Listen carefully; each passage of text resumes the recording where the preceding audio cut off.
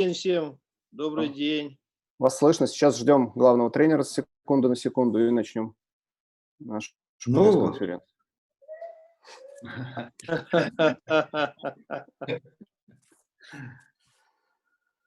В новом сезоне, да. Если он будет. Давайте без таких громких заявлений, да, пока, а то Алексей уже... Нет. Ну а что тут? Никакой секрета нет, что сезон может крякнуться, как и любое. Все может крякнуться. Ничего от нас не зависит сейчас в данный момент уже. Абсолютно. К сожалению. Почему «Спортэкспресс» и «Спорт-24» в одном редакции сидят? Так вышло. Сейчас Айрат начнет тут убегать. Айрат.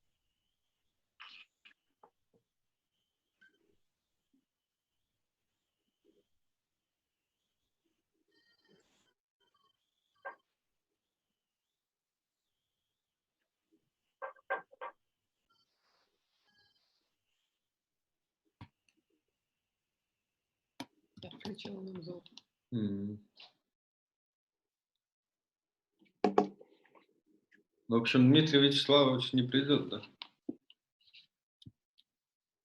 А он отказался от интервью, как всегда. Интернет обрубили дома.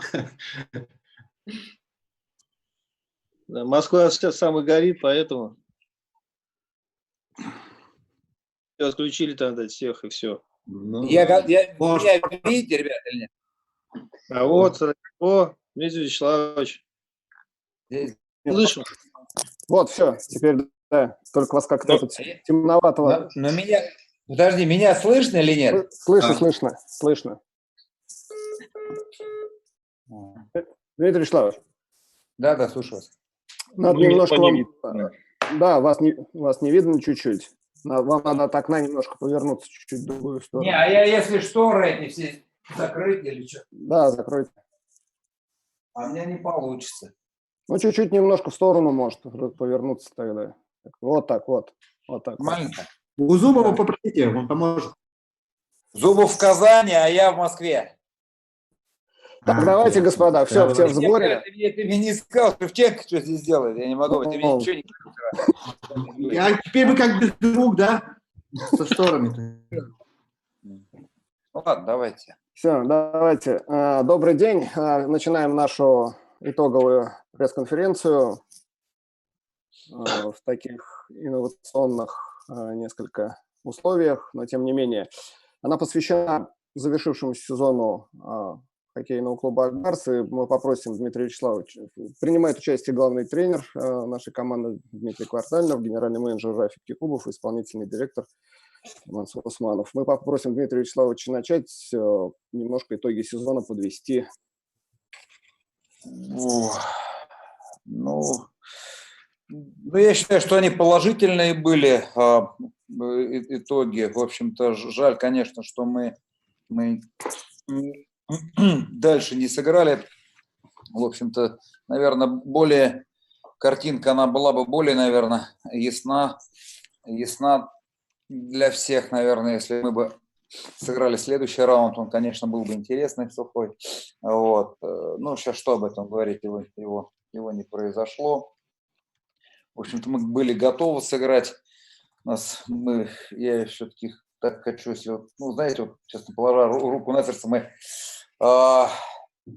я уже это говорил, мы, наверное, еще не в такой были хорошей форме с Нижнекамском, знаете, мы, мне кажется, все-таки так выходили. Опять, это все то, что я сейчас говорю, это говорю. В общем-то, игр не было, и тяжело сейчас, в общем-то, в этом направлении говорить. Ну, команда была готова, опять же говорю, жалко, что она не сыграла. Что плюс какой, в общем-то, мы поменяли систему игры, команда приняла эту систему, в общем-то, мы сами очень много поменялись, если взять, ребят, у вас, конечно, послушать, конечно, интересно, и вы, конечно, ну, я уже к журналистам обращаюсь, интересные, конечно, от вас интересно очень вообще послушать такие комментарии об игре, о системе, как вы ее называете, это очень вообще интересно, такая интересно. Вот. Но, в общем-то, то, что мы делали, я считаю, что мы играли довольно-таки неплохо. Знаете, всегда нужно, наверное, опираться на такую статистику. Сейчас очень много мы бегаем, двигаемся в нашей форме чипы, да, вот все такие, как они есть, шайбы с чипами, клюшки там, я не знаю, ну, клюшки есть с чипами, нет.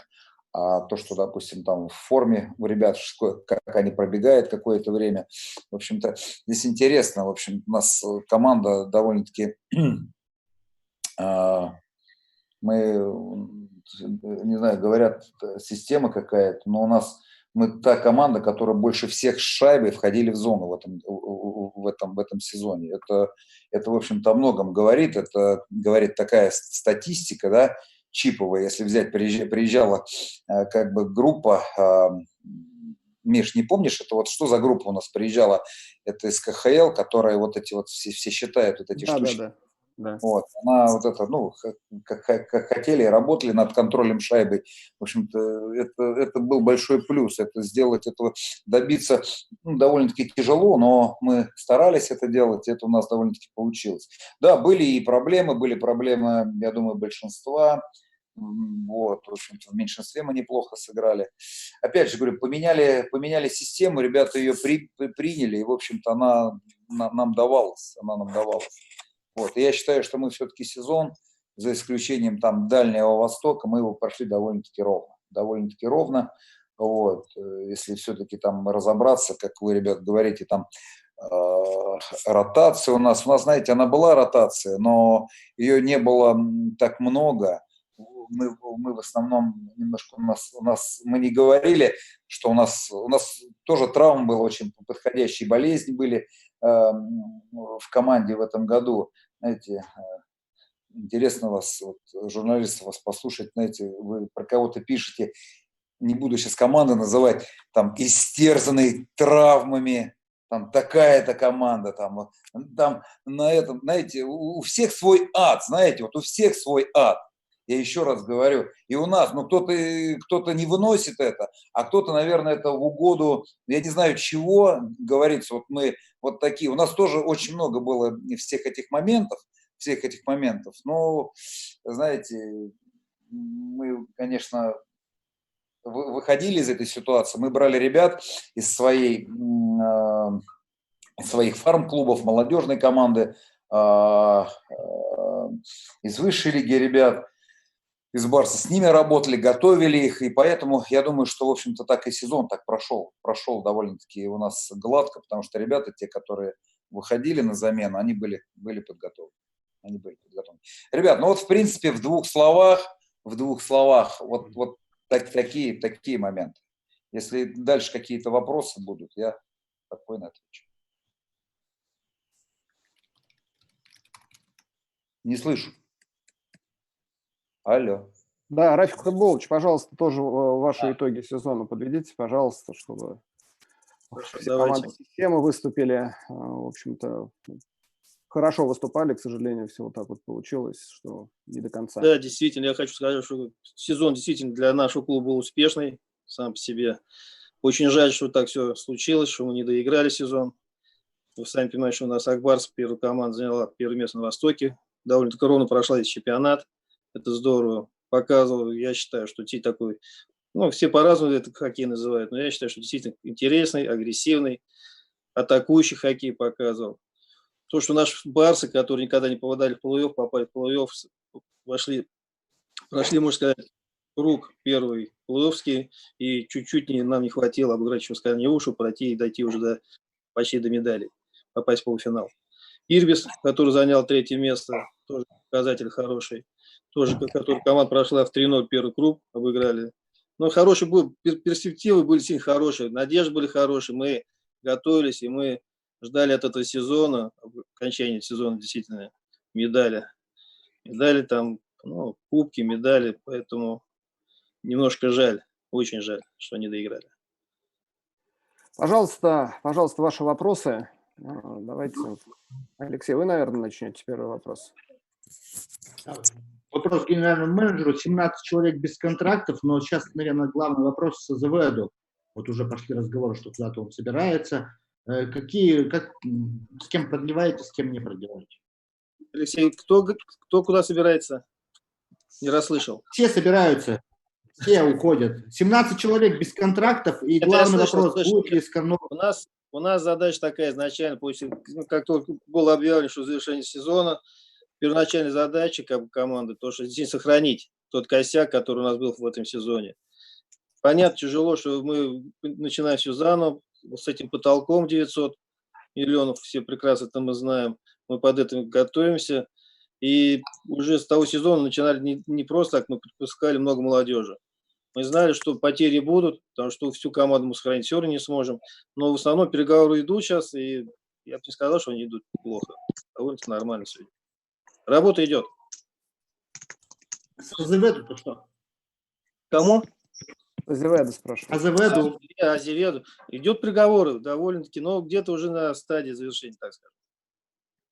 Как оно будет дальше, но пока я не могу сказать. Все меняется, каждый день все меняется, и когда оно будет, оно будет. Тем более до 30 апреля мы должны сделать предложение. Он должен ответить. Пожалуйста, следующий. Кто? Поднимайте руки, пожалуйста. Будем как-то так ориентироваться. Можно я задам вопрос, Миша? Айрат Шамилов, Бизнес Онлайн.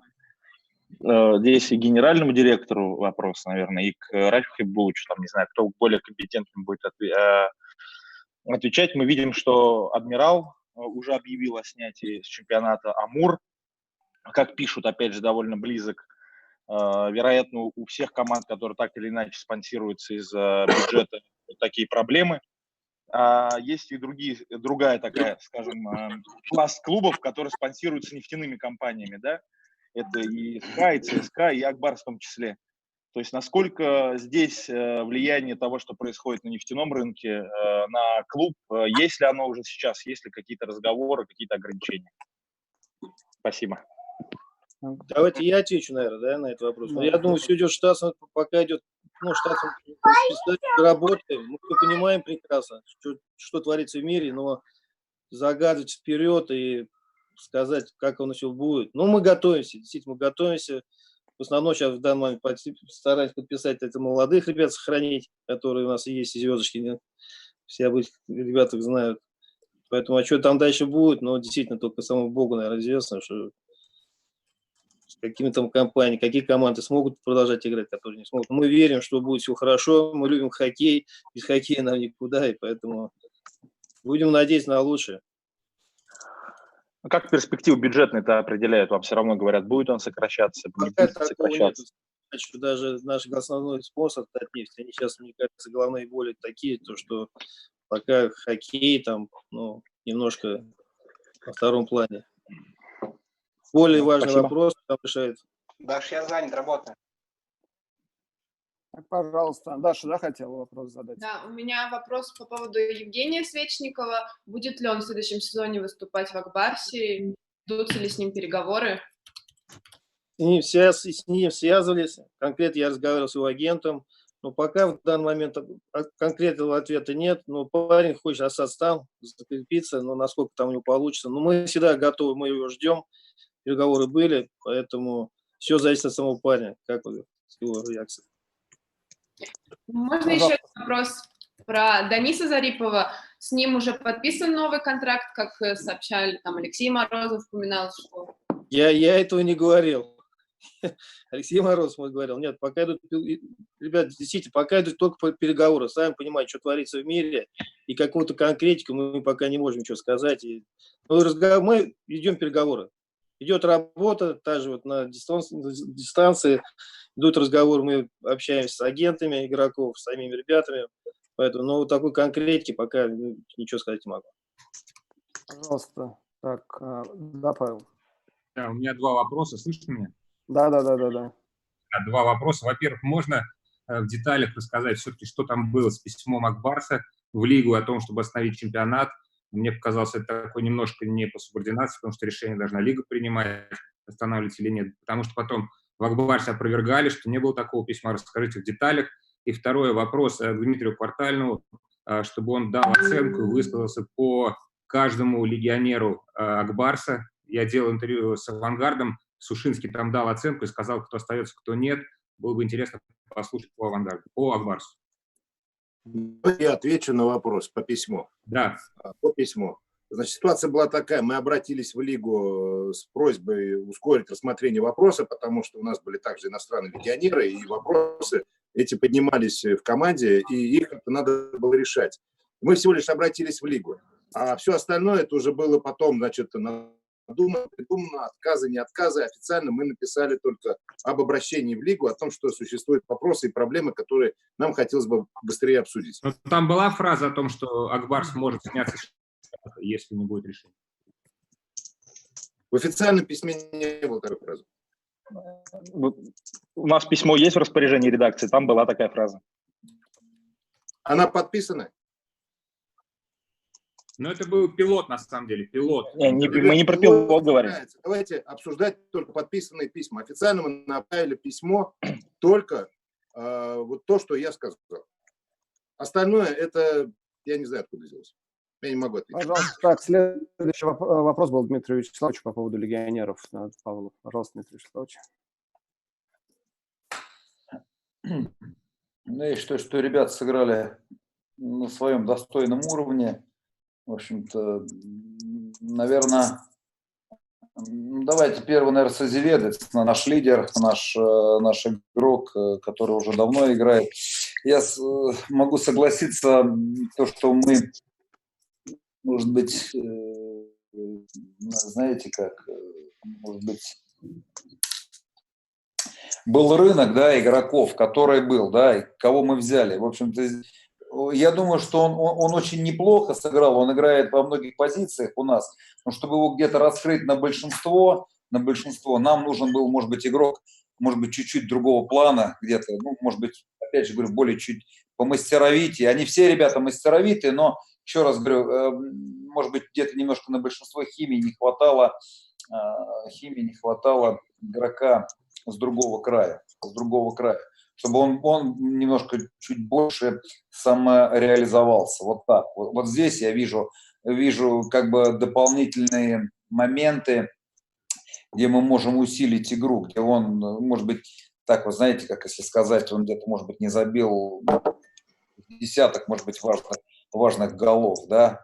Опять же говорю, ну, мы взяли ребят, в общем-то, они все хорошие игроки. Сейчас мы работаем над тем, чтобы, как я говорил, усилить большинство. Вот. Что касается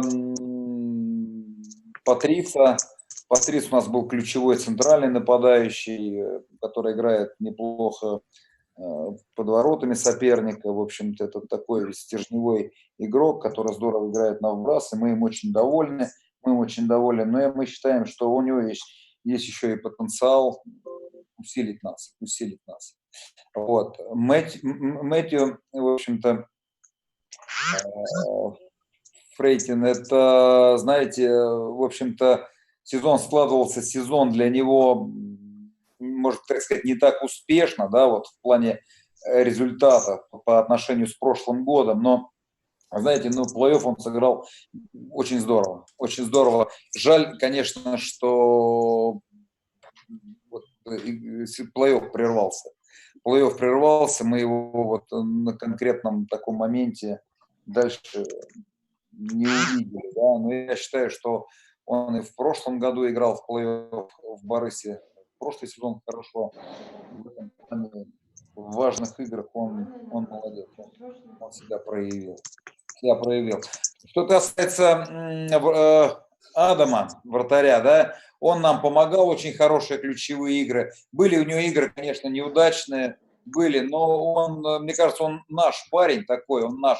Он, опять же, говорю, потенциал у него огромен, он добавить может, он и кубки выигрывал в Швеции. В общем-то, мы с ним как бы так, ну, в общем, да, позитивно смотрим на него. Вот.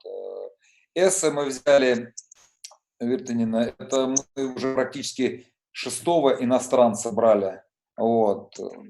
Здесь, опять же, говорю, плей-офф очень хорошо сыграл. У него плюс самый большой был в команде на плей-офф.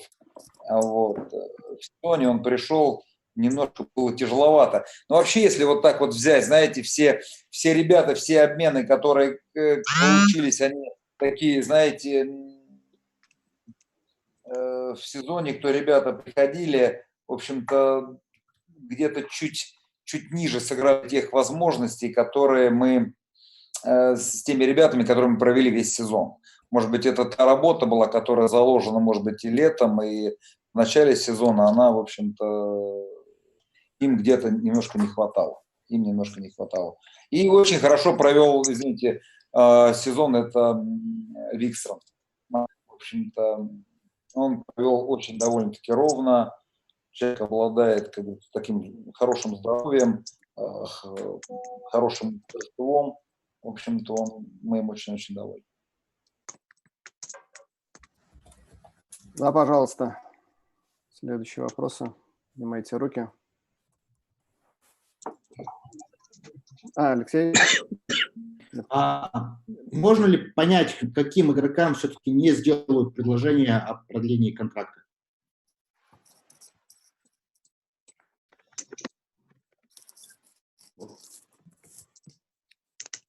Райх Хабулович. Ну, я думаю, в данный момент, пока опять идет работа, мы еще не знаем, кого. Прежде чем кого-то, как говорится, выгнать, как говорят, взять, правильно?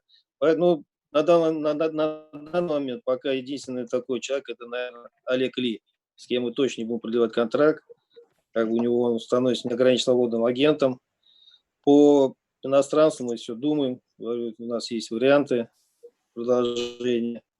Ну, есть вопрос еще по некоторым игрокам, с которыми мы ведем, опять же, разговоры, переговоры, потому что все, опять же, где-то финансы, где-то там другие еще варианты, ну, нестыковки, так скажу, есть. Поэтому в процессе, поэтому, друзья, просто в данный момент ничего не могу конкретно сказать.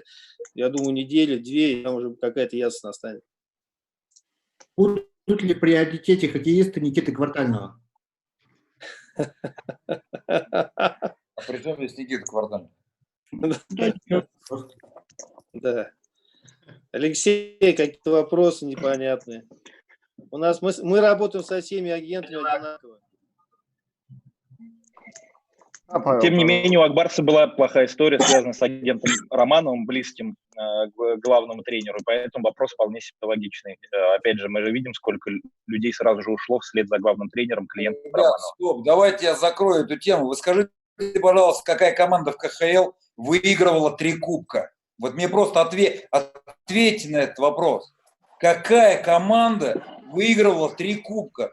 Вы что тут, мы будем сейчас сказки любые рассказывать. Эта команда выиграла 3 кубка, Гагарин. Ну назовите и каких-нибудь. Давайте в грязном белье других команд порыщемся. Поверьте, найдем очень много прекрасного. Зачем Зачем 3 кубка вам? Что еще? Это я вообще, ребята, я не понимаю, откуда вы вообще это говорите. А что было? Что было? Ждать игроков вашего сына, да, в команде? Что? Ждать, значит, больше игроков вашего сына в команде. Слушайте, ну давайте так. Вот смотрите, я уверен, что мы будем ждать ваших интервью, смеяться над ними, я не знаю, хохотать, еще что-то. Они же будут же, правильно? Вы же работаете. Вы же сказки будете рассказывать? Конечно, будете. Так же и он будет работать.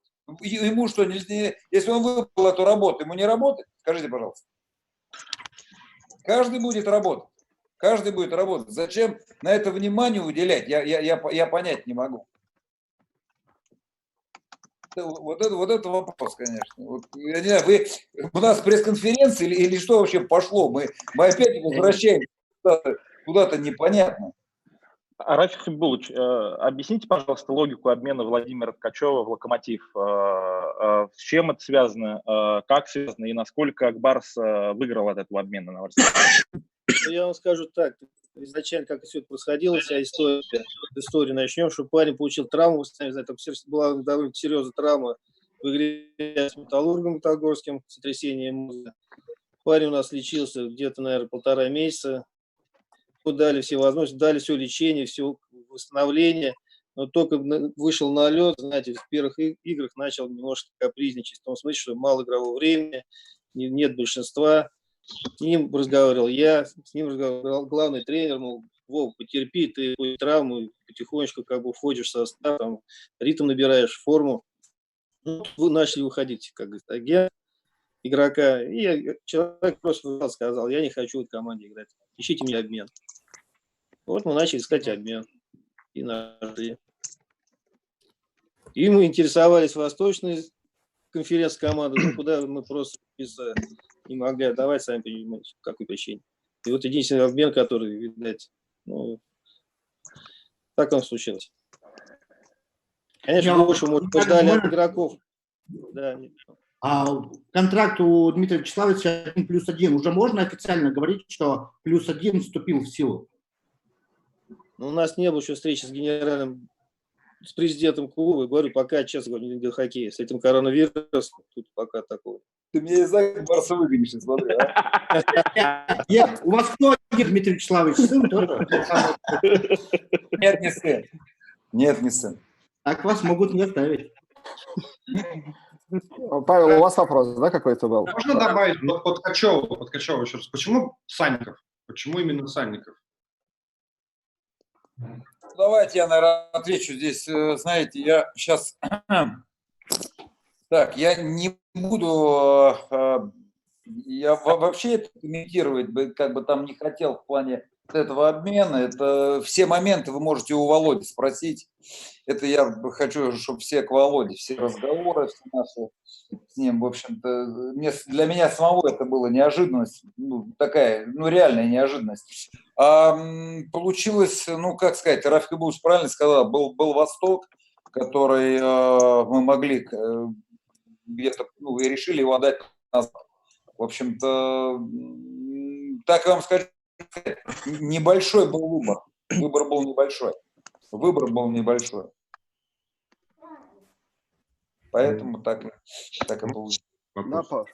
Насколько в Акбарсе готов к плану «Б», потому что есть неофициальная такая версия, потому что когда жизнь возобновится, там, например, в июне, в июле, провести, например, в августе такой вместо предсезонного турнира 8, чтобы все-таки разыграть Кубок Гагарина. С одной стороны, может быть, ваша Кубок Гагарина будет этим девальвирован, а может быть и нет. С другой стороны, насколько трудно команду подготовить к этому, и нужно ли это вообще. И как бонусом предложение Коваленко разыграть Кубок Гагарина в серии ЦСКА Акбарс, ваше мнение?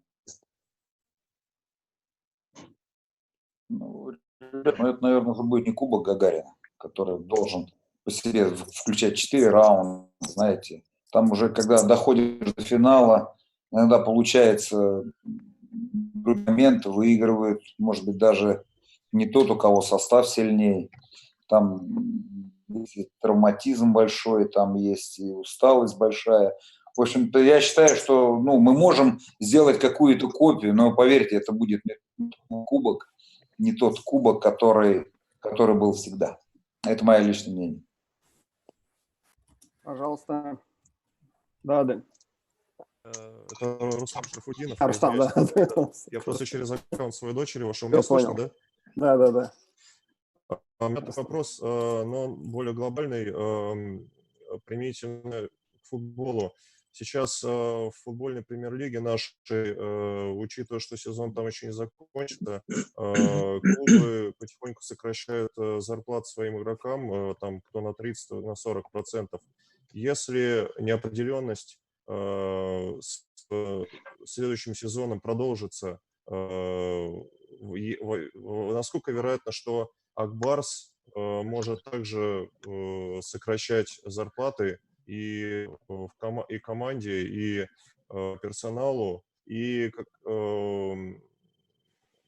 насколько это вероятно по отношению к другим клубам, учитывая, что да, насколько это вероятно по отношению к другим клубам?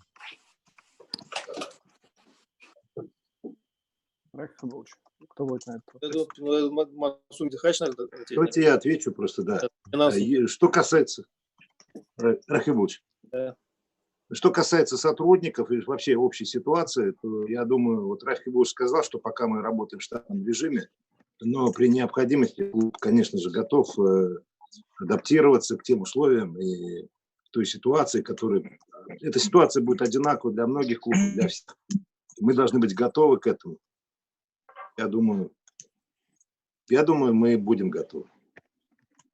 У меня как бы это ни было неприятно, но тем не менее. Вдогонку забыл спросить, сейчас клубы помогают в рамках борьбы с коронавирусом различным учреждениям, там, больницам, в том числе. Что делает в этом плане сейчас Акбарс? Мы также помогаем. Вчера, например, у нас первая была миссия такая, которая, значит, болельщикам, пожилым болельщикам нашего клуба и нашим ветеранам, это была первая акция такая, сегодня уже вторая пошла, мы раздали и развозили продукты питания, и оказывали отдельную помощь. А в целом мы рассматриваем не только болельщиков, не только, значит, ветеранов пожилых, мы рассматриваем всех пожилых людей. Мы планируем и мы участвуем уже в совместной работе со штабами и в Альметьевске, и в Казани, и в Татарстане. В целом наши клубы, клуб «Нефтяник» и клуб «Акбарс», татнефтьские хоккейные клубы, команды. Мы все принимаем в этом участие в коллаборации с волонтерами, сами являемся волонтерами. Вот сейчас у нас формируется и список тех автомобилистов, которые будут развозить и развозят. У нас уже списки есть. Мы также плотно участвуем со штабами. Да, и будем развивать эту тему дальше. Я еще хотел бы добавить, что сейчас в том числе компания «Татнефть» одной из первых запустила, вернее, первой запустила волонтерское движение в Татарстане. Сейчас выпускает и маски на заводе, профилирует какие-то производства, антисептик на заводе, Танеко, и специальные костюмы шьют. И мы сейчас в тесном контакте находимся. И сейчас уже начинают анонимные пожертвования от игроков поступать, которые сами звонят, пишут, не могут помочь, собственно, жителям Казани, жителям республики. В принципе, эта работа, она ведется, она вот уже начали, и надеюсь, что пример Акбарса, других, собственно, и спортивные клубы играют, сподвигнет, потому что действительно очень серьезная ситуация, и только сплотившись мы можем... Сейчас вообще стоит вопрос о выплате зарплатам игрокам за апрель, потому что в футболе сокращения идут. Мы пока рассматриваем ситуацию, что не сокращение, а по контрактам. Изучаем этот вопрос, но я думаю, что выплатим полностью. Пожалуйста, следующий вопрос. Юрий Вячеславович. Да, Руслан. А чем занимаетесь на карантине? Распорядок дня, может быть, какой-то ваш? Ну, чем занимаюсь? Сейчас немножко занимался.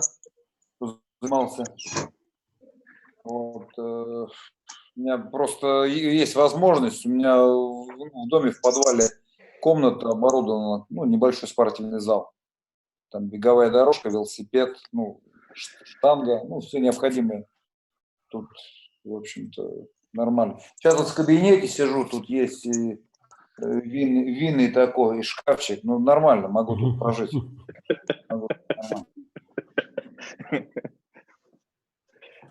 Пожалуйста, Что, вопрос генеральному исполнительному директору также мы хотелось бы задать. Говорилось перед началом плей-офф, что Акбарс рекорд по средней посещаемости в этом сезоне. Очевидно, что это ее игра команды, да, это обновление, вот эта свежесть, которая пришла сейчас с новым главным тренером. Но и в том числе и работа, собственно, вашего офиса, я думаю, тоже значительную роль сыграла. Но хотелось бы понять результат этой деятельности, да, как-то Акбарс, может быть, заработал на маркетинге в этом году больше, может, наоборот, план не выполнили. Вот про это расскажите нам, пожалуйста. Спонсоры новые появились у клуба. Да, конечно, расскажу.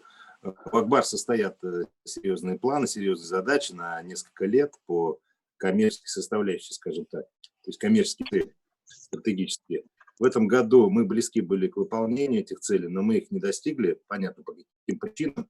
Тем не менее, для достижения этих целей, вот уже второй год реализуется проектная программа, процессная модель. То есть эти проекты, они дают свои результаты, в том числе и по посещаемости, которую мы видим. Мы мнение болельщиков, пытаемся обратную связь формируем, анкетируем, плюс сама игра команды, да, все приводит к тому, что потихоньку мы достигли наших целей, практически достигли по посещаемости, но мы не явились окончательной цели. Тем не менее, близки были к этому. Я думаю, эта работа будет продолжаться, правда, с учетом определенных корректировок в связи со сложившейся ситуацией. А можно конкретики немножко? Какая вот цель была? Сколько посещаемость, сколько заработали? Может быть, скаут просто вообще цифру называет конкретную, сколько они заработали непосредственно в рублях? Не вот как-то, чтобы было более понятно. Не знаю, 100 миллионов заработать, 8 тысяч посещаемости. Цифры в офисе, если хотите, я через Мишу там цифры какие надо, мы дадим потом, чуть попозже. Да, пожалуйста. Цифры конкретные есть.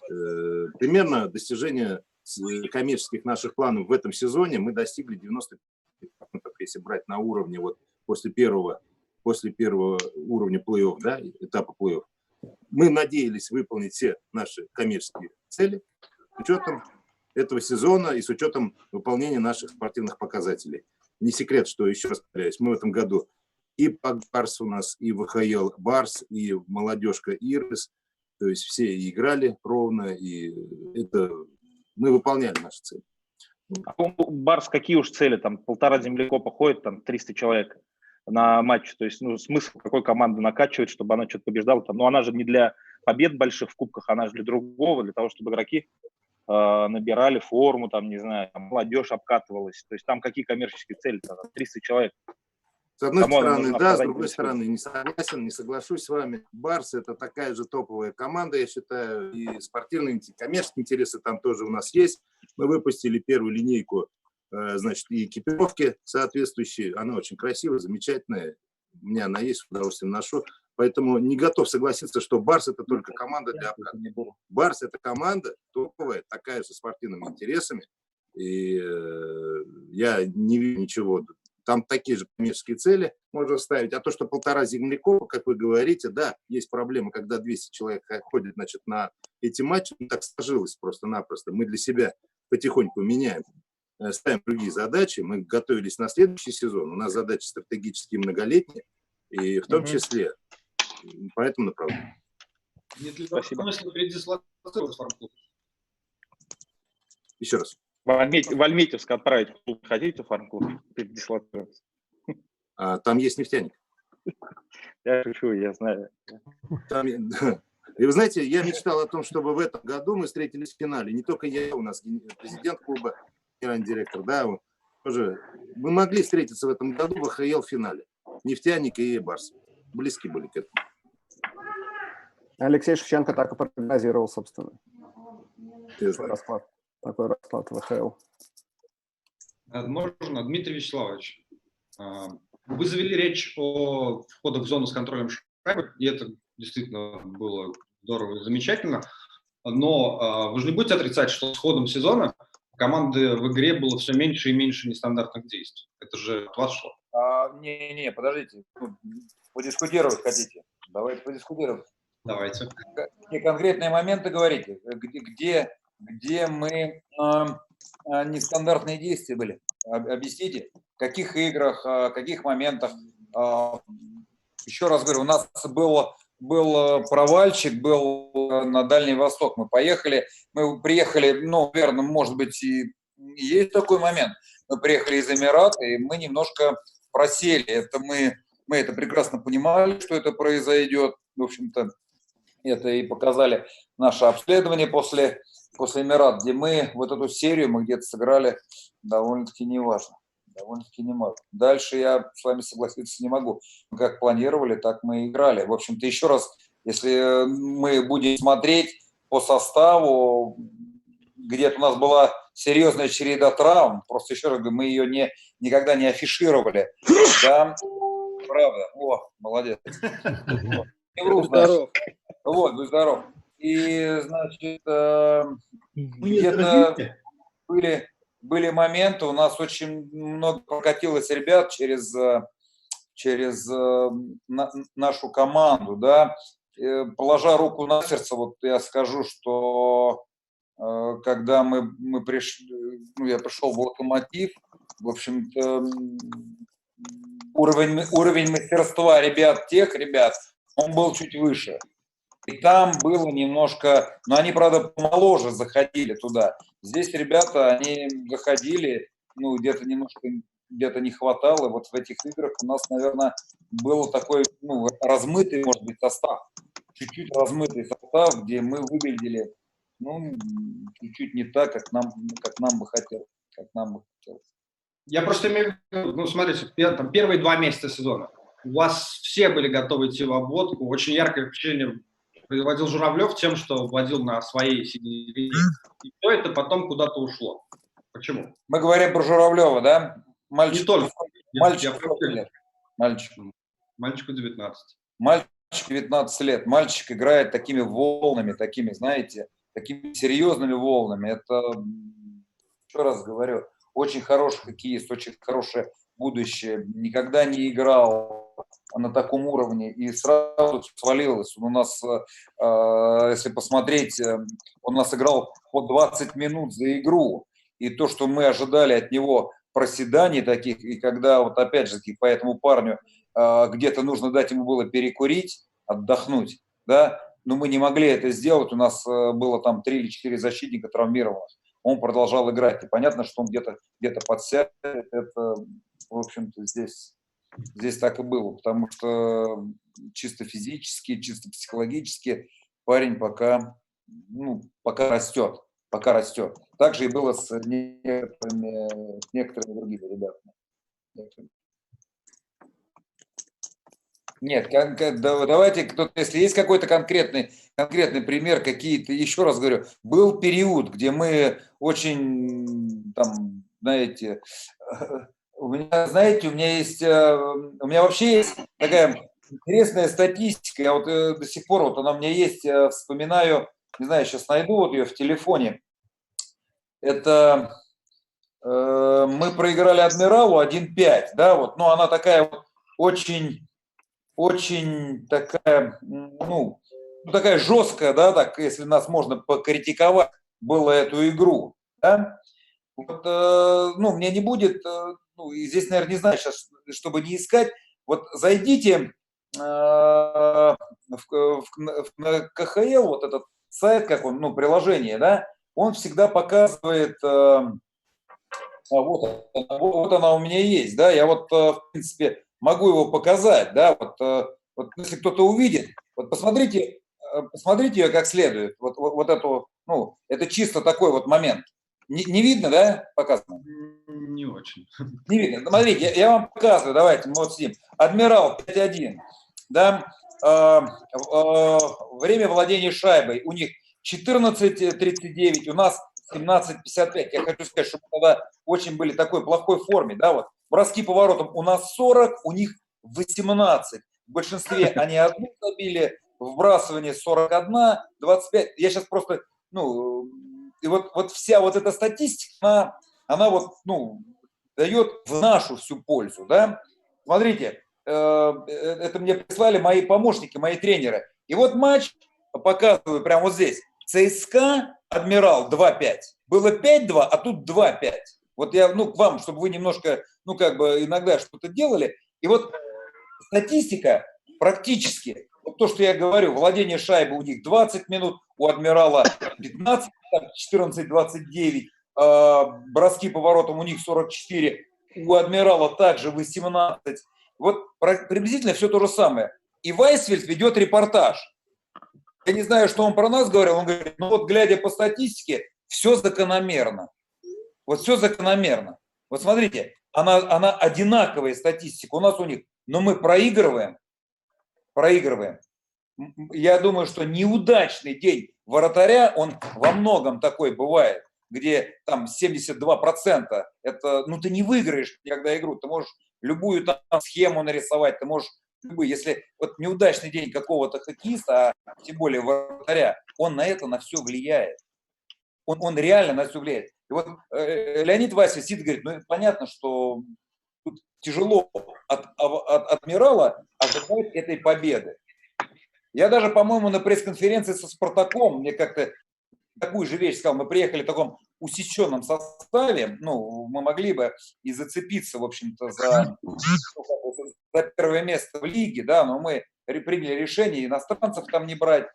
Вот тоже вот такая же вещь была со Спартаком, по-моему, 2-6 мы проиграли.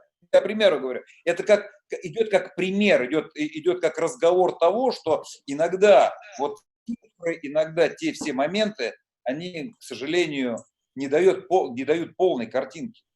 Вячеславович, а искусство тренера вратарей чувствовать хороший день у вратаря сегодня или нет? Не показалось вам, что в сезоне вам не хватало помощника, по-настоящему тренера вратаря, который был бы в активной работе?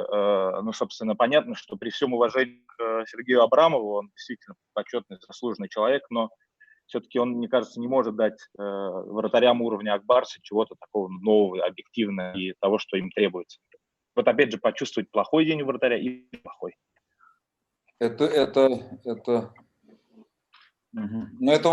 ваше такое, да, что Сергей Абрамов там, специалист. А я не сам формировал мнение, то есть это годами, Сергей Абрамов, слава богу, мы за ним могли следить последние десятилетия, то есть это же десятки вратарей это рассказывают, десятки. Что касается по этой игре, да, поставили после двух голов, поставили молодого мальчишку, который только приехал из сборной. И, к сожалению, он нам не помог. Это вратарь на эмоциях, он мог бы сыграть, Мифтахов, но не сделал. Смотрите, мы можем долго рассуждать там. Посмотрите, я вам дайте такую историю расскажу. Когда меня назначили главным тренером, ко мне подошел Белялов, да, и говорит, отпустите меня, говорит, в Ригу. Такие вещи мы иногда говорим, не рассказываем, но вот он говорит, отпустите меня в Ригу. Я говорю, а как, а ты что, не веришь?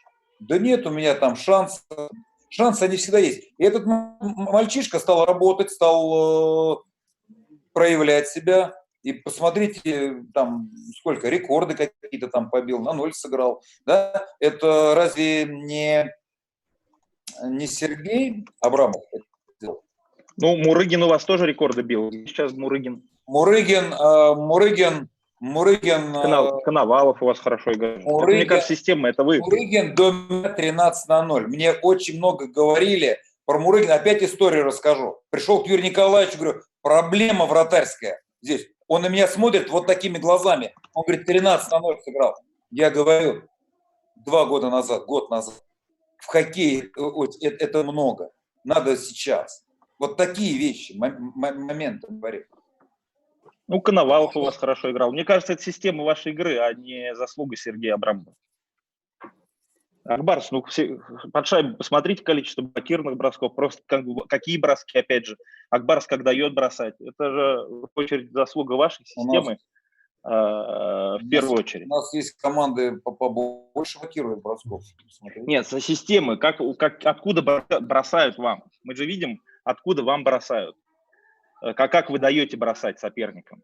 Это заслуга в первую очередь командная, мне кажется, а не конкретно вратаря, там тренер вратарей. Тимур в любую другую систему засунем, средний обычный вратарь. Я думаю, что в системе, вмонтирован великолепно в систему Акбарса, но это не выдающийся вратарь объективно. Мы же видим, как он в сборной сыграл. Все его проблемы обнажились мгновенно. Наверное, чтобы ему дать оценку в сборной, нужно хотя бы 2-3 игры сыграть, правильно? Ну, хотя бы. Согласен. В одной игре мы можем сейчас начинать, мы сейчас уйдем далеко. Я считаю, что Тимур сделал огромный шаг вперед. Он ввязался в драку. У нас были Гаев и Адам. В общем-то, такие два, можно сказать, монстра. И он вытерпел, он, наверное, может, как меня услышал летом, в общем-то, что здесь будет все как с чистого листа. Если он переиграет, он будет играть. Так он и сделал. И нельзя, я бы не сказал, что он средний вратарь. Он вратарь довольно-таки высокого уровня. Согласен. А вопрос догонку. Будет тренер вратарей на следующий сезон, если вы останетесь, конечно, тренером, потому что пока, так, не ясно до конца ответ. Вы Шевченко, что ли, я не знаю, спились. Может быть, останетесь. Рафик Ильич. Кубок-то не выиграли, в финал не вышли. Что происходит? Будет тренер вратарей? Будет тренер вратарей. Уже второй вопрос про это. Дмитрий Вячеславович, слушайте только нас. Спасибо. Еще раз, значит, смотрите, и Сергей Михайлович, и мы бы хотели, у нас был тренер вратарей, в общем, получилось, мы пошли с Сергеем Михайловичем с одним, мы работаем над этим вопросом, в общем-то, хотим кого-то пригласить. Еще раз говорю, сейчас ситуация такая, все меняется, знаете, не могу сейчас конкретно и точно сказать, что мы бы хотели бы что как-нибудь бы усилиться. Еще раз говорю, и у Белялова, и у Редборна есть очень большой потенциал, как говорится, себя реализовать еще выше. Дмитрий Вячеславович, расскажите, пожалуйста, про прогресс Альберта Яруллина. Опять же, может быть, какая-то индивидуальная работа была, потому что летом казалось, что он, наоборот, один из тех, кто в группе риска, да, а вышло, что один из лидеров команды по итогам сезона. Ребят, знаете, я, наверное, не хотел бы, знаете, мы берем Альберта и Яруллина. Я считаю, можно посмотреть, какой сезон Мишка Глухов сыграл великолепный, там Галимов старший сыграл. Очень много ребят приняли ту работу, которая у нас, которую мы предложили, и они ее восприняли и улучшать, да, свои все эти показатели. Альберт, он вообще такой крепкий, стержневой мальчишка. Здесь тут для меня вообще никакого, знаете, удивления не было, что он так сыграл. Он в результативном плане очень много сыграл. Я даже думаю, что мы много говорим, там у нас есть Никита Лямкин, если он чуть-чуть возьмет немножко ту стезю Альберта, небольшую, сейчас мы просто не будем вбиваться, он также в результативном плане очень-очень сильно добавит. Ведь немножко в простоте так он хорош, Альберт. В отборе, конечно, он прекрасен, и в этом плане на большинстве у него простота. Он очень много бросает, находит эти щели, эти дырочки, доставляет шайбу до ворот. Еще раз, тут, наверное, никакого такого момента. Мы, еще раз, дали ту работу, а они ее чисто восприняли и реализовали. Я хочу объяснить, почему вопрос был про Альберта. Глухов, ладно, Глуховых таких приедет, уедет. Альберт свой казанский парень, здесь в команде вырос. Нас поэтому эти вопросы особенно заботят. Вообще, в идеале, про каждого своего воспитанника хочется так поговорить. Кто-то про иностранцев спрашивает, окей, иностранцы. А нас свои ребята волнуют, которые воспитанники. Собственно, Акбарс тем более постоянно говорит, идеология клуба такая на своих воспитанников. Давайте про Кирилла Петрова тоже отдельно, пожалуйста, хотелось бы. Про каждого из своих ребят, которые в этом году особенно хорошо себя проявили. В общем-то, Кириллу это хороший хоккеист, знаете, хорошего возраста. Я так хочу сказать, он начинал всю предсезонную подготовку, провел у нас в 4-м звене. Знаете, мы ему, всегда же, когда там начинаешь, допустим, делать состав в начале, сезона смотришь одно, а когда начинаем ввязываться в драку, получается другое. Потом он там переиграл многих ребят и стал в ведущем звене. В общем-то, здесь он играл с Азеведо и с Крамье львиную долю. И, в общем-то, сыграл неплохо. Вернулся домой, наверное, хотел порадовать. Потому что мне вообще с Кириллом комфортно работать. Я с ним и в ЦСКА работал. Здесь этот парень, ну, в общем-то, я опять же говорю, он пика своего еще не дорос. Ему есть к чему стремиться. Догон про нестандартные действия. У вас были моменты, когда вы сажали на лавку Даниса Зарипова? Почему так выходило? Ну, давайте. Дениса Зарипова я посадил на лавку в игре, если посмотрим, с омским авангардом. Это была первая игра после небольшого перерыва, знаете, и такая игры после перерыва, они такие проходят довольно-таки, ну, так в кавычках, наверное, скажу, наверное, где-то сумбурно, да, потому что игровой практики практически нет. Мы там 10-12 дней сборная играет, и у нас не было возможности сыграть с какими-то командами. Вот, и игра такая идет, она такая немножко очень быстрая, да, такая, она очень, может быть, ну, я так опять в кавычках, чуть-чуть прямолинейная, такая up and down такая идет, да, и она, и в скорость нужно успевать попадать. Где-то начинались какие-то обрывы, в общем-то, здесь ничего страшного нет. Мы в принципе, он не должен был эту игру играть, Данис. Как он не играл в ноябре после первой паузы. Мы немножко там поднагружаем, ребята. Я смотрю, где-то он чуть переел. Мы ему игры 2 дали немножко перекурить. В общем-то, но там у нас получилось много ребят в сборной было. Там, по-моему, я сейчас не могу, надо посмотреть записи. Травмированные были ребята. И мы его поставили на игру. И он немножко, ну, как я скажу, в третьем периоде он чуть-чуть не попадал как бы в скорость ту, вот знаете, вот в тот момент он должен был, ну, немножко чуть попозже, может быть, выйти, вот так. Это был тот момент. Я могу сказать, что Данис практически всегда, если мы ведем в одну шайбу, последние там 5-6 минут тоже не выходит. Я думаю, что вы посмотрите хоккей, это так есть. Те ребята, которые созидатели, больше играют там в атаке, ну, где-то немножко в обороне чуть-чуть, ну, не то, что хромает, но другие люди хорошо эту работу. Чисто из-за этого он может какие-то моменты пропустить. И иногда мы смотрим череду игр, где Данис... Я вообще думал, что он будет намного меньше в этом году игр играть, но он сыграл очень много игр. И сыграл их нормально. Где-то он и сильно уставал, мы где-то терпели в этом моменте. Поймите, что ведь для него это тоже, он большой профессионал, он тоже ведь эту работу воспринял. Она немножко другая работа, другая система, она немножко более катающаяся у нас была, да, где он ее тоже играл. Это чуть больше энергии. Он, к сожалению, Данис, он не молодеет. Есть большой потенциал мастерства, есть большой потенциал понимания игры.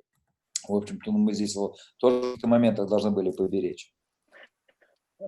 Потом, Дмитрий Вячеславович, хотелось бы про Артема Галимова тоже поговорить. Все-таки парень по сезону на взрослом уровне, сразу 26 очков. К слову, как раз о тех, кто его места занимал, и сейчас даже видим, как в других клубах играет. Он и в прошлом году, наверное, мог бы играть. Ну ладно, не об этом. А вот сразу же первый сезон 26 очков. То есть за счет чего такой прогресс? Что в нем такого вот уникального в этом парне? Что ему дает на таком уровне, собственно, держаться? Ну, знаете, наверное, я скажу такую вещь. Очень стрессоустойчивый игрок. Тот же, наверное, и Журавлев, тот же и Воронков. Это ребята стрессоустойчивые пацаны. Это, знаете, опытные ребята некоторые плывут, а эти ребята, они под давлением, под критикой играют очень здорово. Это говорит о многом, что эти ребята будут дальше развиваться и играть. Это первый такой большой большой плюс у ребят. В общем-то, люди не боятся играть в хоккей, не боятся брать на себя ответственность, рискуют в общем-то, здесь эти моменты. И вы знаете, ну, понятно, что мы не можем позволить, если он будет рисковать и получаем обратно, рисковать, получаем обратку. Если эта пропорция, она идет в значительной степени вверх, в плюс для команды, он это будет делать, и мы никогда на это не будем его ущемлять в этом плане. Потом про Воронкова, кстати, интересно, хотелось бы поговорить после того, ну, с чем он столкнулся после чемпионата мира. Мы же видели, что достаточно много людей писали в комментариях и в соцсетях, давление все равно на парня было большое после того финала. Какая-то была внутренняя стратегия у тренерского штаба, чтобы его из этого состояния вывести, как-то парня, наоборот, поддержать, может быть, давать играть даже, когда его, может быть, стоит посадить? Как вот вы тут, как себя вели вообще в этой ситуации, следили за буллингом, на который он попал? Знаете, мы ничего практически здесь. Дали ему просто играть, немножко он отдохнул, он вообще чуть-чуть отдохнул, по-моему, игру одну и начал играть. Нет, он по нему, вот знаете, я, если так вот скажу, если взять его год назад, как вот я пришел, на него посмотрел, такой, знаете, ну, дрищ такой, знаете, высокий такой, знаете, а сейчас он воспринял работу, но он был чуть-чуть, он принял ее, понимаете, он ее по мозгам принял, это самое главное. К сожалению, я не буду сейчас говорить, некоторые ребята, вот почему некоторые молодые, вот они вот эти вещи, как только они быстрее это примут, да, и им же хочешь как бы, ну, только им добра хочешь, им хочешь сделать еще лучше, как только это воспримут, сразу это пойдет. В общем-то, он это воспринял, он стал и физически очень добавлять, и ментально очень стал добавлять.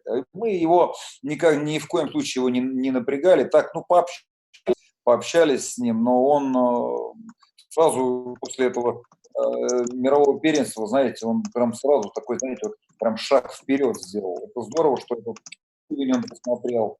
Я бы сказал, что все, ребят, детство закончилось, теперь во взрослом хоккее. Вот это. Пожалуйста. Миш, вопрос, не знаю, к тебе или к исполнительному директору про ваш проект Акбарс ТВ. Расскажите, насколько достигли целей, задач, которые исполняли вообще, какие перспективы вообще будете как-то вот в этом направлении развиваться? Руководитель проекта Миша. Ну да, я расскажу, если, ну, в принципе, сложно каким-то образом сейчас, к сожалению, очень много было интересных задумок на плей-офф, но в связи с ситуацией до конца их не удалось реализовать. К сожалению, сейчас я вот вижу, что пресс-конференцию покинул один из главных поклонников Акбарс ТВ, в частности, ее ведущий Зухры Алексей Шевченко. Но нет, если серьезно говорить, действительно, в какой-то степени он был немножко и сырым, и приходилось, потому что мы его запускали, в принципе, в достаточно ограниченных временных условиях и что-то исправляли по ходу ситуации, были благодарны любой критике, любым предложениям, которое шло. Но, в принципе, в целом, безусловно, если глобально говорить, то, конечно, довольны. Если профессионально оценивать, то там очень много было моментов, которые необходимо исправлять, чтобы это по-настоящему стало глобальным классным шоу. Но, в принципе, было несколько выпусков, которые стали вирусными, с вирусным распространением, в том числе попадали и в ESPN, и в другие зарубежные заокеанские сети хоккейные и спортивные. Поэтому и привлекали внимание, были позитивные отклики, что люди смотрели, что предоставили определенную дополненную реальность к обычному просмотру хоккейного матча, немного отошли от классических хоккейных передач, где говорили только, собственно, о хоккее, именно элемент шоу, и надеюсь, что будет возможность этот проект продолжить. 8-4-3 хотелось бы тоже немножко конкретики услышать. Вообще что-то заработал клуб на этом? Или это вот хайп ради хайпа? Это к исполнительному директору, мне кажется. Я уже думаю, вопрос больше. Насколько вы оцените проект вообще? Ну, сейчас мы находимся не в завершении этот проект. Мы не можем оценить, что он дал конкретный результат, потому что этот проект раскручивается, и вот этот вот бренд 843, он начинает давать свои результаты. Как бы, видите, А какие? Коммерческие результаты. У нас взаимосвязи с коммерческими структурами по продажам, и они на самом деле выросли кратно, да, ну, цифры эти надо, я говорю, я Мише отдам, потом посмотрим. А кратно чему? То есть тоже выросли кратно, ну, то есть предыдущим продажам? Предыдущим периодом, конечно, да. И обратите внимание, что 843 не является как таковой одной только линией, скажем, да. В целом у нас работают очень креативные ребята, которые предлагают очень различные интересные темы, проекты, которые мы... И в этом году мы должны были вот в плей-офф тоже многие вещи реализовать, к сожалению. Миша тоже об этом говорил, ну, не реализовалось. Ничего страшного, мы реализуем в следующем сезоне. Да и не только в сезоне, мы в течение всего времени календарного будем реализовывать эти вещи, эти проекты, вы увидите, знаете о них. 843, она себя оправдывает сегодня, да, то есть мы на этом, да, действительно зарабатываем. Но это не конечная точка и не конечная цель наша, да, то есть мы хотим, чтобы Акбарс это Татнефть, то есть это спортивная Татнефть, компания наша, значит, в этом мы хотим, чтобы все люди занимались спортом, мы хотим, чтобы людям, мы хотим, у нас другая, то есть это своего рода частичка той миссии, которую несет наша компания, наш спорт, наша компания Татнефть. И 8.3 – это один из инструментов использования. То есть это не есть чисто коммерческий продукт, это есть синхронизация, да, там, то есть наших действий компании, населения, привлечение к спорту, интерес. Ну и, конечно, коммерческий интерес, да. 8552 тогда нужно делать, если мы говорим про Татнефть, там, или какой там у Вальметьевский этот код. 8552 это Челны? Или Челны, да, не важно. Там. 553, да. Потом хотелось бы понять, это же все костыли, что Айда, что 843, по большому счету костыли связаны с тем, что у Акбарса логотип ну, из 19 века же, нарисованный вообще ну, как будто ребенком. Будет ли ребрендинг у клуба вообще, планируется ли? Как раз времени сейчас много эту работу вести. Если такая необходимость есть, то будет. А не, вы считаете, есть ли такая необходимость? Тут же ваше, в первую очередь, желание. В данный момент такой необходимости. Возможно, что наступит этот момент. То есть вас логотип Акбарса устраивает? А вы сами считаете? Ну, мне кажется, что это, ну, это вообще не соответствует клубу. Это же детский сад. 96-го года нарисован на коленке логотип. Он даже не синхронный, не симметричный. То есть он совершенно Акбарсу, масштабу, уровню его не соответствует. Абсолютно. Это 843 куда более презентабельно, собственно, поэтому и больше продается. Ну, знаете, мы проводили, да, очень многим людям нравится. На самом деле не обращать внимания на то, что это несовременно или еще что-то. Многим людям нравится, кому-то не нравится. Да? То есть на самом деле это самое главное на сегодняшний момент, поменять бренд, да, сделать рембрендинг или нет. Мы сейчас смотрим просто, ну, скажем так, на сегодняшний день есть другие задачи, которые надо решать. Нет, то, что надо было сделать 10 лет назад, мне кажется. 10 лет назад надо было сделать просто. Это об этом речь. Это же закоренелые травмы, то есть заросшая огромная мозоль костяная. Ну, давайте, ладно, не об этом. Может, у коллег еще есть вопрос. Ну, рассмотрим совместно. Да, пожалуйста. 10 вопросов подряд задал Айрат, великолепно. 8.4.3, я вообще не понимаю, о чем речь. У меня два вопроса. Твои проблемы, Паша. Это не проблема. Во-первых, конечно, вопрос, с одной стороны, шутливый, два вопроса. Да? Первый. То, что в виртуальном плей-офф Салават Юлаев идет 3-0 у Акбарса, шутливый, да, но с другой доли правды, потому что у Салавата Юлаева в 1,5 раза больше проголосовавших, это показывает как бы количество болельщиков, да, вот у вас же дерби зеленое. Насколько вы относитесь серьезно, несерьезно к этому плей-офф? В комментариях пишут, что это идиотизм, но все-таки насколько важно, чтобы увеличить базу болельщиков, здрасте, Салават Юлаев. Ну, если говорить, допустим, ладно, мы не будем сейчас. Это один вопрос? Тоже два хотел задать. Это первый вопрос, да, второй серьезный. Если честно, как бы я лично голосовал в твоем виртуальном плей-офф, в котором мы вышли в финал. Идея была хорошая, но это же фан, с другой стороны. Я не думаю, что это не отображает, мы же сами все прекрасно понимаем, количество болельщиков реальное. У Акбарса больше. Вы как-то замеряли просто? Есть такие? Нет, я не про это в данном случае. Мы специально как бы не этот... Это хорошая была идея, но спецусилий клуб не предпринимал для того, чтобы каким-то образом... Там уже закончилась, кстати, 4-0 эта серия в пользу Золотой Воды. Второй вопрос такой более серьезный, очень серьезный, к руководителям Ак-Барса.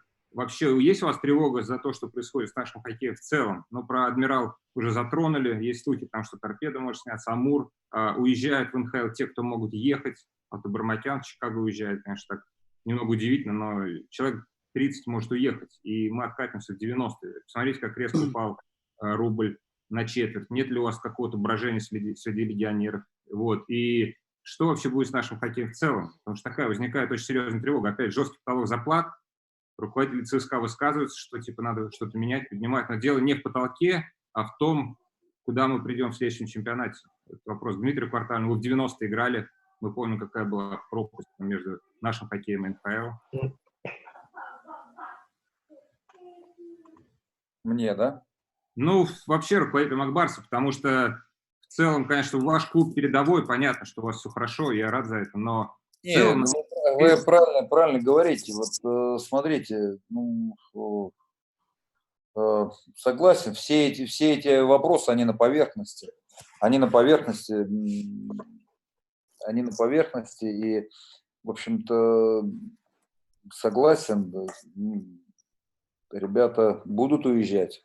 Наверное, это и правильно, наверное, все хотят попробовать. Это первая лига мира, НХЛ. И я бы, если честно, вот что по мне, давайте мы все будем играть по правилам. У нас все 900, вот все будем играть, как оно есть. Я думаю, что у нас будет неплохая, очень будет хорошая лига. Очень будет хорошая лига. Я соглашусь, что, допустим, ребята молодые будут уезжать, но те, кто у нас, те иностранцы, которые есть, она там многих всех не переварит, НХЛ. Туда ребята тоже будут приезжать. Хотя не могу сказать, те же швейцарцы, несколько клубов имеют серьезную финансовую составляющую. 2-3 клуба, которые тоже могут забирать у нас хороших иностранцев, тех ребят, которые приедут. Вот. Добавлю немножко насчет этого. Я думаю, друзья, нам всем надо, самое главное, в первую очередь, перебороть эту болезнь, вот эту беду, которая пришла, действительно, потому что мы все в равных условиях. И то, что уедут те ребята, которые уезжают, уже подписали, мы заранее знали, что они туда поедут. И тоже Капризов, там, и Сорокин, например, все планировали такие потери. И никто же еще не знает, будет вообще чемпионат проходить, тоже НХЛ откроется, будут они играть, не будут. Поэтому в данный момент, вот в данной ситуации, нам просто действительно всем вместе собраться дружно, перебороть вот это, как бы, несчастье какое-то. Потом дальше жить, играть в хоккей, болеть хоккеем, заниматься хоккеем, смотреть хоккей. Вот мое мнение такое. А легионеры ваши что-то говорят, то, что на четверть упали зарплаты, и насколько будет трудно искать новых игроков, иностранцев на рынке, которые для КХЛ видно, что будет более скудный по деньгам? Или нет? Нет, я скажу, что, знаете, переговоры идут нормально. Вот я тоже живу за городом, у меня день начинается спорт, зарядка, а потом почти целый день это переговоры с агентами, с ребятами, с хоккеистами, с самими. И все настроены позитивно, по идее. Но у всех у всех один вопрос. Когда все это кончится, когда мы начнем действительно полной жизнью дышать, работать, тогда уже все точки как бы, поставим. А в данный момент, действительно, ребята, о чем сейчас можно говорить, когда, видите, до 30-го сейчас продление, что дальше будет, пока неизвестно. А так, то, что тут переговоры нормально, и наши иностранцы, с кем мы ведем переговоры, все относятся нормально, позитивно. Пожалуйста. Будут еще вопросы? Можно прокомментировать еще, добавить, Миша? Да, конечно. Еще надо добавить то, что у нас в клубе просто на самом деле очень внутренняя такая атмосфера, да, дружелюбная и командная. Поэтому даже если кто-то захочет уехать или еще что-то, вот то, что Дмитрий Вячеславович сказал, если у ребят стрельнет и люди начнут развиваться, то проблем нет. У нас на самом деле и хорошие и школа, и академия, и команды есть, откуда брать ребят, как бы. Но самое главное не это, самое главное именно в той атмосфере, которая существует в нашем клубе. И может быть, конечно, эмблема чуть-чуть устарела, я возвращаюсь к предыдущему вопросу, или еще что-то, но не это главное. Главное, поверьте, это внутренняя атмосфера. Она у нас замечательная. Ну, с таким-то бюджетом сложно было бы плохую атмосферу содержать, конечно. Коллеги, смотрите, вот раньше в производстве я работал, я могу сказать, что денежная составляющая, мотивация денежная вообще находится на 4-м месте в командообразовании. И здесь то же самое могу сказать. Существуют клубы, в которых очень маленький бюджет, вы знаете об этом, не только хоккейные, другие, которые достигают значительных результатов. А объясните, что главное тогда? Главное именно то, что происходит внутри команды, внутри клуба. Это все знают, что у Дмитрия Вячеславовича во всех клубах хорошая атмосфера. Это его большое конкурентное преимущество. Это да, известный факт. Будут еще вопросы? Если нет, всем спасибо большое за интересную беседу. Надеюсь, что... Большое спасибо. Да, все это закончится. Спасибо, всем здоровья. Спасибо. Спасибо. До свидания. До свидания. До свидания. Ребят, на связи, Рафа. Да. Вечером здесь же встречаемся, да? Вижу. Я рад. Да. Часов 8 так вот. Я как раз. До свидания. Договорились. До свидания.